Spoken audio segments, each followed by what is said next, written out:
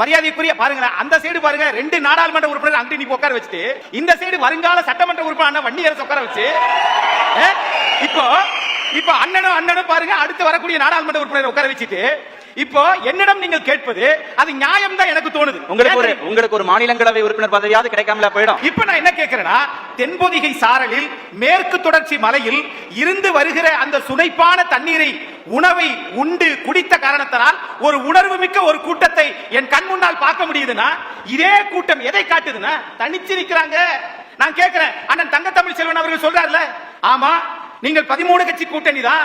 1952 முதல் தேர்தல் நடந்தது. 52 இருந்து 2021 வரைக்கும் நீங்கள் கூட்டணியோடு தான் வெற்றி பெறுகிறீர்கள். அது ஜனநாயகத்தினுடைய மரபு.